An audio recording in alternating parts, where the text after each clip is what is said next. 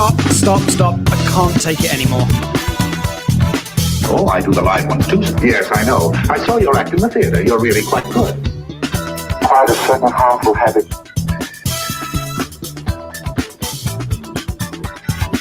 Stop it now, I'm leaving. Hello and welcome back. We are breaking up with our BS. This is episode number 20, and I am Tawny Santabria. And I am JDK Winnikin. We are here to debunk the junk, as always. Welcome back, Tawny. Yes, welcome back to you. Did you have a good week? I did, although I can't really remember it because I had so many things going on with the holidays. Yes, as tends to happen this time of year. And certainly happy holidays to everybody out there, and hope everyone is well and enjoying themselves, however it is you enjoy yourself during the holidays. So many ways, so many places, so many things to do. Okay, so let's get right back to it. We're excited to have another guest.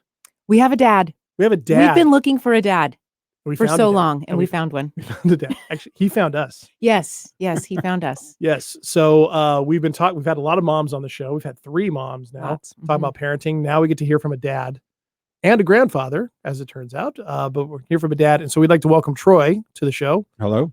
Thanks for being here. Yes. My pleasure. Awesome. Glad to have you. I'm glad to represent all the dads out there. No pressure. No pressure. No pressure. There's a lot of weight to put on your shoulders. Yes. Well, yes. Nevertheless. So, thanks for reaching out, Troy. I've been listening to the show, and obviously it was something you wanted to do, obviously calling up. So we're always interested in the stories that dads may have. So where's the best place to start here, Tawny? Well, we usually start with, what kind of BS stories are you carrying as a dad, right? I think that's what we brought the moms on with, right? Right. And we all had a different sort of starting place. Probably be good to figure out, to share what kids you have, where they are in life. Yeah. Sure. I have one daughter. She's in her 30s now, and she has 4 kids. Those are our grandkids. I'm no longer married to her mother. Her mother lives on the East Coast, and we haven't been together since my daughter was 4 years old. Sure. And so I've been married to my current wife for 31 years. And so the grandkids are our grandkids. And so, there's been a lot of dynamics there.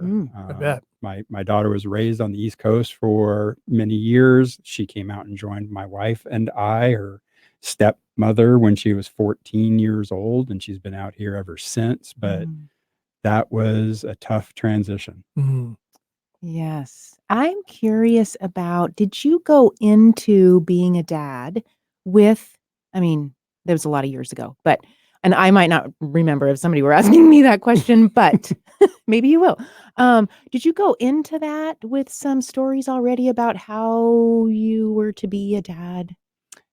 I think so. I think that my dad raised me in a very specific way. My dad was raised on a farm in North Dakota. He went into the military. He was of that generation, and he instilled a lot of that in me. And I think that's where a lot of those stories come from, right? Because we pick up or learn from what we've experienced ourselves. And, one of those stories I definitely think I strongly carry forward with me is the story of being the provider. It's your responsibility to provide for your family, to make sure that they don't want for anything. And that's your sole responsibility. To not want for anything. Whew. Materially, which I guess then says materially, that's the job to provide for everything else then. Right? Got to have the material side. But I don't think it's just material. It's safety, it's security, it's all of that I feel the responsibility for it. I'm going to try and not speak in generalities for all dads out there, but I feel that responsibility, and it's a great weight. It really is. And I don't think talk about that. We don't talk to other men about that. I do listen to your show, and I've listened to some of the moms talking about being moms, and there seemed to be a lot that was shared about how much moms seek out information about how to be a mom, especially a new mom, right? You have a baby. How do I nurture and raise this child that I just gave birth to? and they talk to their moms, they talk to their sisters, they read books, they, Mhm. Google, they look into and research and talk about how do I be a mom. I didn't do that. My dad didn't do that. I don't think men do that. They don't talk, especially, to other men about how do I be a dad. Mm. Yeah. Yeah. Yeah. Wow. I think that's so important of a realization, right? And then I think, gosh, we had 3 different moms on, and we were struggling to find a dad, right? So you're right. Moms Yeah. love to Go talk to figure. us. Yeah, that feels true. Yeah. Troy saying that feels true. Has that been Mhm. your experience and like clients that you talk to that Mhm. moms talk more to other moms than dads talk to other dads? Oh, sure. I mean, that's been socialized throughout the ages, right? Right. At least here in the United States, right? Where um, you'll see little girls socializing in ways where they're interacting and relating, and differently than little boys who might be actually doing something Mm. or parallel play or playing a sport. And that's not, we don't want to make a generalization, but in general, in the past, at least, girls were socialized to be social and boys were socialized to be doing Mm. things. And not Right. necessarily communicating in that Yes, socializing way. right. Mhm. Right. So Their exchanges are like sports, Yes. right? Mhm. They're social activities around physical activity, Mhm. playing a sport. I'm a Mhm. part of a team. I'm socializing. I'm Yes. out there, but Mhm. we're not talking. We're throwing a ball back and forth, Right. Mhm. Right. Mhm. And talking about the things boys will end up talking about. which is Right. sports. Sports. More surface. More surface stuff. Well, or just like, just different. They're just different. And bravado or whatever. Right. it may It's be, just right? different. So, Yeah. mhm. Well, And what's interesting is I look at how I've tried to do that over the years with men, and it is like throwing a ball out there. You'll test the waters with a Mm. guy, right? Mhm. By trying to touch on something like I've struggled with being a dad, being a husband, being, something like that, and you'll toss the ball to see Mhm. if it'll get thrown back, yeah. Yes. and it doesn't. No, Mhm. usually doesn't. 99 times out of 100, it just lays there, and then you go on. Okay, we're It going to talk bounces about away. something else. It rolls into the corner. So with those stories, that powerful one that you had when you were raising your daughter, was that a lonely feeling that you weren't talking about other people with that? Was that something you were aware that you wish you were doing, or was it just so internalized and how did that feel for you raising your daughter? It's interesting that you use that word because it really did spark with me lonely, right? Ah. It's a lonely feeling, Mm. shouldering all that responsibility and not sharing it with anybody, talking about it with anybody. You're just doing. Mhm. And it can be crushing. Mhm. I know I've struggled with feelings of, am I doing a good enough job? Or you see that you're not because you're wanting for something. The family, it wants, Oof, needs, yeah. you sit there and say, we need a new car, we need a dishwasher, we need this, we need that. And I know it's not going to come from any place else but from me. I have to Mhm. provide it. And if I'm not providing it, I'm failing as a dad, as a man, as a, a husband, or, Mhm. whatever. But again, I'm not talking about my failure or my Man. feelings of failure. I'm just Mhm. swallowing it. So Mhm. when you did that, how did that come out? Like if you were swallowing it, how did it come out then? Was it coming out? I think a lot of the typical ways, right? Disagreements, you get friction in the relationship because you're not being open and honest with your partner about how Mhm. you're feeling.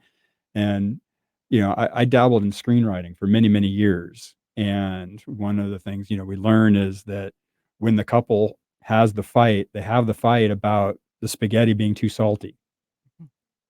The fight's not But it's about not the about Not spaghetti about being the too spaghetti. salty. Yeah, it's not about that. Right. Right. But it's your frustrations or your Mhm, the whatever. buildup. It's finding an outlet, and you just end up focusing on something. And then it would seem to me, Tawny, like things like avoidance as well. So like if you're feeling those things, instead of coming right home from work, you go to the pub for Oh, a sure. couple drinks first. Could be anything. It could be going to the gym even. Like, it could be anything to sort of help soothe that, feeling of loneliness, right? So sometimes we associate it with going to the bar, but it can easily be going for a run also. serving the same purpose. Right. I suppose it Yeah. depends on why you're doing what you're doing. And of course, the worst expressions of that are, the things that all the TV shows get made about, right? Self-destructive behavior or We addiction worry or more what about we- those. Yeah. Right. Yeah. Right. Okay. Mhm. Ugh. Mhm. It just feels tough. Mhm. I'm not a father. And again, as I've said several times, I don't know how y'all do it. I don't know how y'all do it. I've got that just sounds really challenging, really tough. Because can if you be. don't have a community of dads as readily as there can be a community of moms, for lack of a better term, Mhm. that's a real, sounds like a Mhm. lonely place to be. Yeah, and that's a lot of responsibility. The story of, and go back to that, not want for anything, right? To provide everything to the family for one person to shoulder that.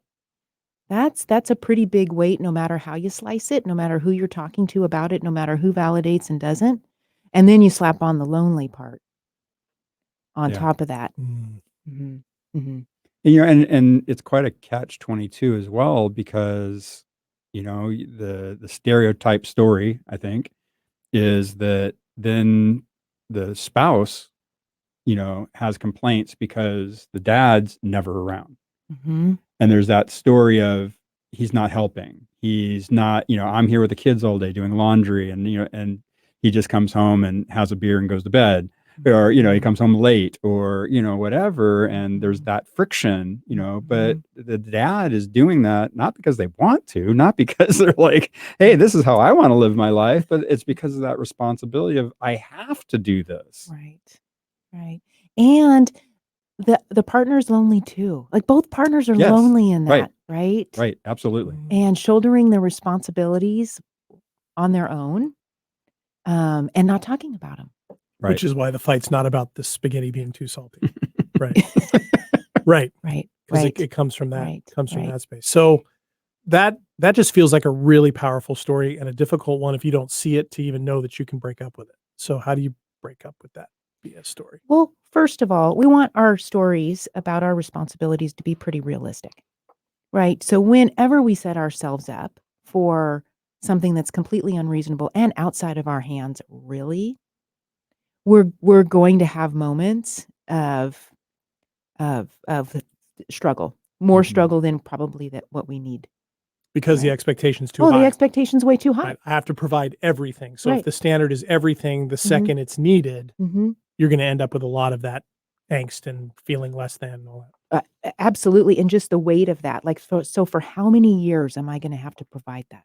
Mhm. As opposed to just, like, right now, in this moment, here we are with this particular thing, right? Like, we can really weigh ourselves down pretty quickly when we have that level of expectation throughout an extended period of time too. And that's why I and listening to your show and other work on myself is, a question that I do stop and ask myself is, why is this my problem? Mm. Mhm. Why is this my responsibility? If Mhm. somebody doesn't have something, if somebody's not happy, if somebody, and I feel this drive to Mhm. fix it, Mm. right? That's the other word, right? The Yes. other, Oh, Fix it. love fix that it, fix it fix word. it. Oh, God. And then That's a I man have thing. to Yes. stop and ask Totally. myself, is this mine to fix? right. Right. Yes. Where were you in this continuum as a dad before you started asking yourself those questions? Is that relatively recent? Was it a long time ago? Yeah, it is, becoming a grandparent, being kind of, well, I was going to say kind of being done with the parenting. You're never done with parenting. Ever. Never. My For parents- all my you parents young tell me that. parents out there, Yeah. never. My parents still say that to me. We're never done parenting. I I wish you would be. No, not Right. really. No kidding. Not really. Not my, really. my advice to people is skip having the children, go straight to the grandkids. It's great advice. It's amazing advice. I'm not sure it works Yes. that way. You know what though? It's fun to imagine that it could. I don't remember that from school, if there was that option. Anyway, so it was relatively recent, because you have grandkids that are not quite teenagers yet. Is that Yeah, right? yeah. Okay. The oldest just turned 13. Okay. So All it right. just All right. hit a teen. Okay. Man. Mhm. So this really, for the bulk of your daughter, growing up was something you were wrestling with a lot, with maybe not realizing you were wrestling with it? Absolutely. Okay. Absolutely. Man, Mhm. that's, and I'm sure it's something, if it's like other realizations that I will have sometimes, I can go back and tick off all the things that I didn't know I was doing that I wish I wouldn't have done. It's like, oh man, I was doing that, or I made a mistake there. Did you have that phase of, Yes. was it raking yourself over the coals, or were you just kind of taking in accounting? How was that for you? It depends. Some of the, it's on a spectrum, right? Some things are little things like, oh, yeah, that was kind of dumb. Maybe I should have done it differently. And then others are, life-changing ones that you sit there and kind of lose sleep about and go, oh man, if only I would have done this, would have things been easier or better for everybody? So yeah, there are some big ones. Did you ever find dads to talk to? No. I mean, the only dads that I found to talk to over the course of the last several years, and both were counselors that I paid to talk to me. No, but that's where it happens. It is. Yeah. It is. Well, that's often where it happens. You were able to have at least some kind of connection that way, but it's mind-boggling too that that's where you find that. And that's where I kind of started this Yeah. journey. Yes. And I remember the one gentleman in Wallingford that I counseled with for several years. And I told him, I said, it's really, and I really felt this. I told him, I said, it's really sad that I have to pay another man to talk to me. So I'm so curious, Troy, like looking back on those moments, right? Where, okay, I could have done something different, or maybe I would have made this decision or that, or, I could have, understood that differently. Looking back, like what are some key pieces that, like if somebody wanted to talk to another dad, Yeah. like just words of, bits of tips or wisdom that, I don't know. I guess it's kind of that idea of throwing the ball out there. And, if I were to, say to men out there, it's like, pay attention to that. Right. I mean, don't be afraid to try it. Don't be afraid to throw the ball out there, but pay attention when somebody is throwing you the ball. right. And don't just let it lay there because you're uncomfortable. Pick it Oh, up and boy. say, I don't know how to talk about this, or or whatever, but hey, let's order another beer and give it a shot. I mean, even just saying that, I'm not sure how to talk about this. Yeah. Or this is a weird conversation for me. Not sure how to do it. And I wonder about that, Troy, because you had mentioned, I think we were talking off air, you'd mentioned something about the role of dad being sort of like always needing to be right, even when dads are wrong. right. Like, is that a thing that maybe doesn't allow for this ball throwing thing either, right? Yeah, because there is, in my experience, that story, my dad was very much like that. My dad's always right. Dad's the ultimate authority. Dad's the one that's going to lay down the law. And, and we talked about an example where there was a disagreement in the house. My mom, my dad, and I had an argument. I walked away, said something under my breath. My dad thought I said something else, and he said, "You're grounded. That's it. You're grounded." And I had something big planned for that weekend. And I'm like, why? And he wouldn't even say why for a while. And finally said why. And my mom was right there and knew what I said. And so she finally went and talked to him and said, wait, he didn't say what you thought he said. He said this. And he was like, okay, I'm fine. I believe you. I said, okay, so I'm not grounded. He's like, oh no, you're still grounded.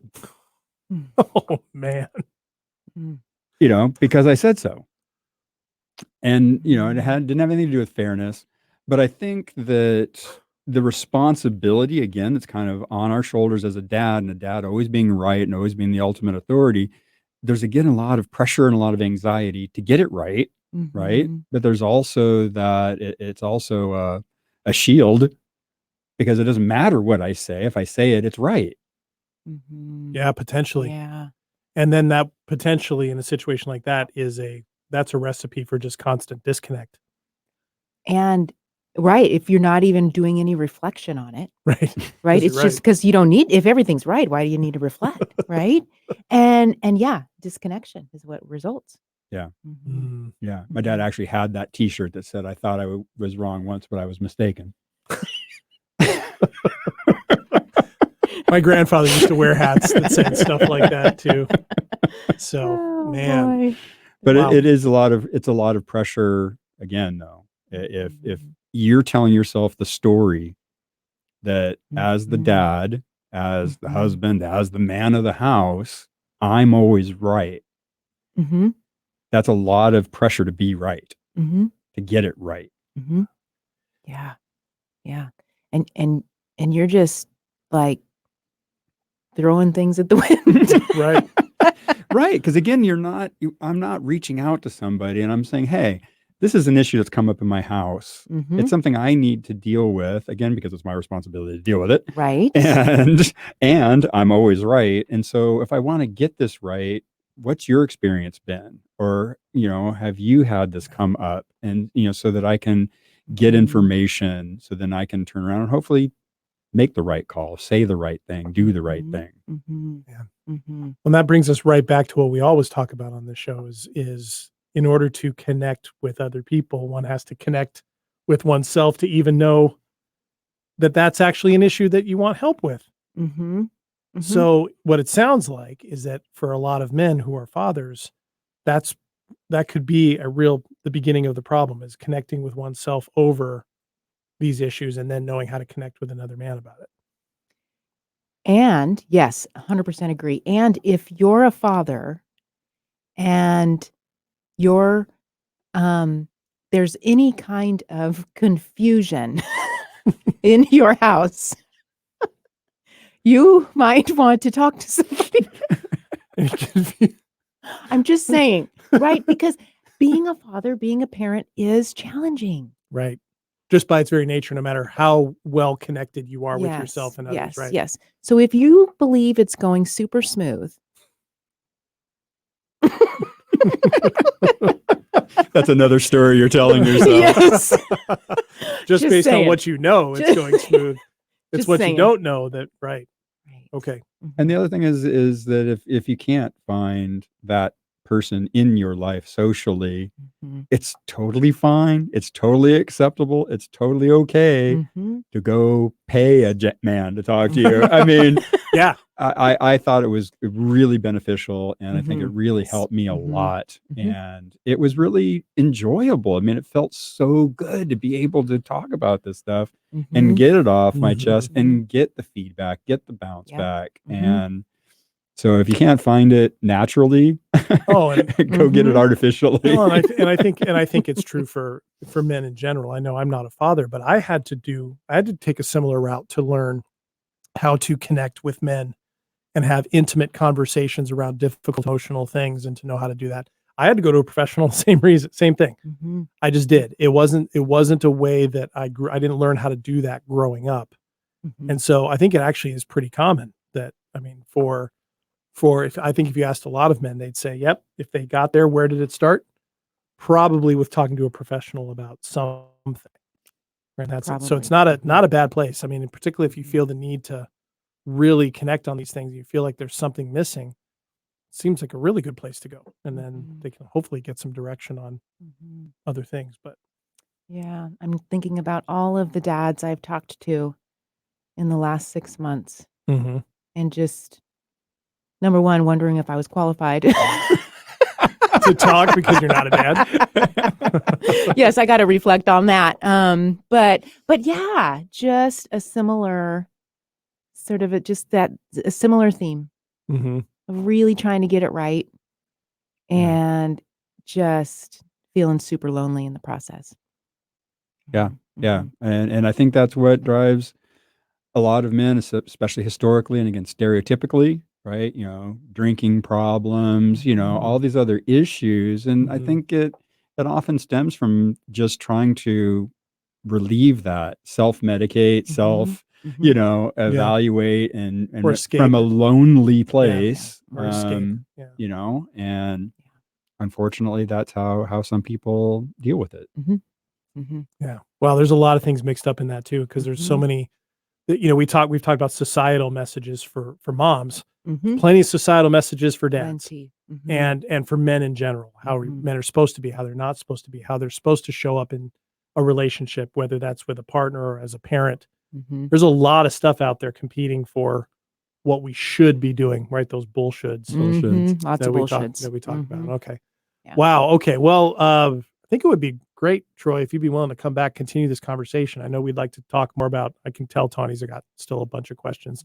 And then, of course, I think the grandparent perspective would be interesting. I love grandparents. Yeah, of course you do. Because you are one relatively Just new. became a new member of the club. Exactly. So I'd be happy to. okay, I'd great. be happy to. Great. Well, thank you for being willing to come on and talk about a dad's perspective. And I think we found probably a lot of commonality for a lot of men listening. So great. We'll bring you back next time. Thanks for coming. Thanks to all of you for listening to this episode of Breaking Up with RBS. We will be back next week with more with Troy.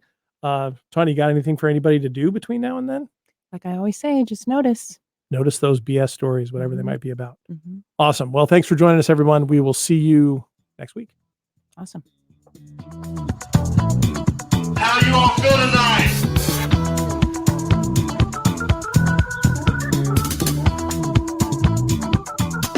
Stop. I can't take it anymore. Oh, I do the live ones too. Yes, I know. I saw your act in the theater. You're really quite good. Quite a certain harmful habit.